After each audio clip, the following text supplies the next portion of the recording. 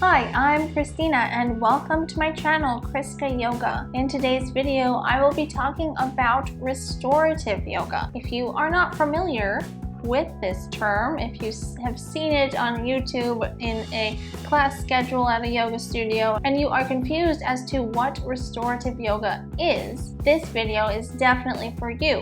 I will be describing what restorative yoga is, where it comes from, and why it is so wonderful, and you should definitely try it out if you haven't already. I have tons of restorative yoga classes on this channel already. I'll leave a playlist for all of my restorative classes with or without props in the description box below this video and up on the screen as well. If you are not yet subscribed to this channel, please hit that subscribe button down below the video for 2 free yoga classes, some of them restorative classes, every single week. It is completely free to subscribe. I would love to have you join our community of subscribers over here, so please hit that subscribe button down below. So if you're ready, let's get into this video on what is restorative yoga.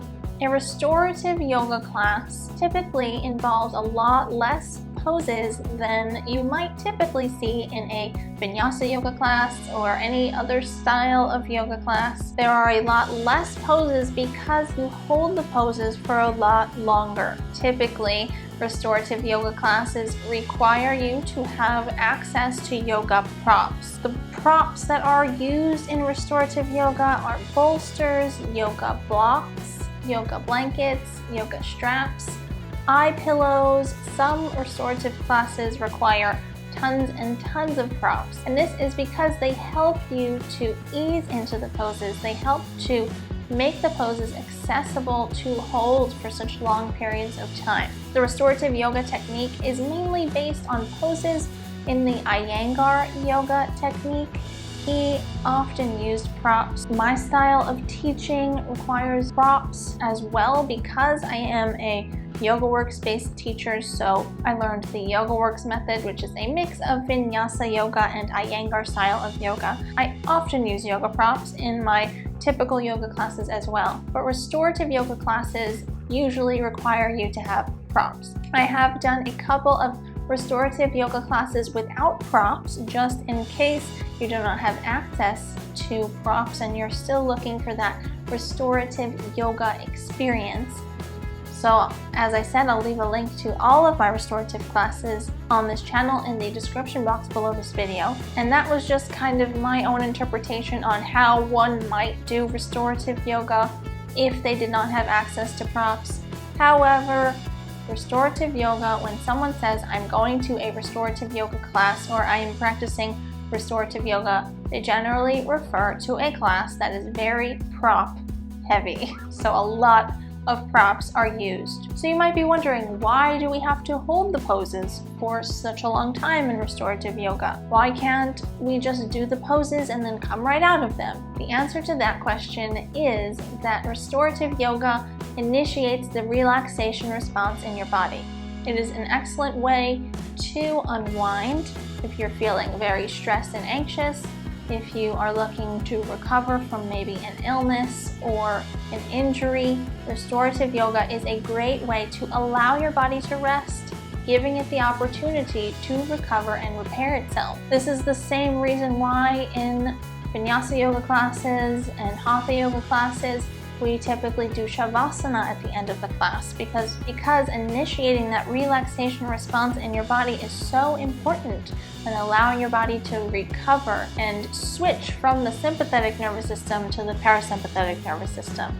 It is so important and often neglected. So practicing restorative yoga is a great way to practice meditation, to focus on your breathing, to deepen your breath, deepen your connection to your breath, quiet your mind, and calm yourself down. Restorative yoga also requires that you do a bit of gentle stretching before, so that your body is a bit more able to hold the restorative poses in the props for longer. If your body is tight, it depends on the pose, but often if you don't do a bit of stretching beforehand, your body might feel uncomfortable when holding those restorative poses for a long time. These restorative poses can include twisting, they can include some gentle back bends, gentle forward folds, supine poses, prone poses where you're facing down. You're not going to be getting very deep into these poses, into these stretches.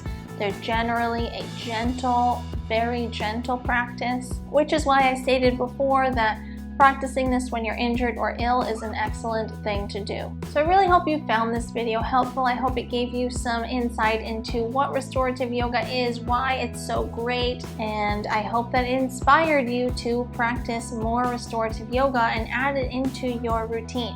Thank you so much for watching. I hope you enjoyed this video. If you liked this video, please give it a thumbs up. Let me know in the comment section below. Have you tried restorative yoga before? Are you now inspired to try it? If you've tried it, what is your favorite restorative yoga pose? I would love to know. I always love to connect with you in the comment section below. If you are not yet subscribed to this channel, hit that subscribe button down below the video for 2 free yoga classes, some restorative, some not restorative, on this channel every single week. It is completely free to subscribe. Please join our community of amazing and awesome and kind subscribers on here. I would love to have you join us, so hit that subscribe button down below. For even more yoga resources from me, restorative yoga classes, free yoga challenges, premium yoga resources, head on over to ChriskaYoga.com. And don't forget to also follow me over on Instagram at ChriskaYoga for daily yoga motivation, inspiration, behind the scenes of this channel, so much more, updates on the Insta story. All of the links to everything are listed in the description box below this video. Thank you so much. See you next time.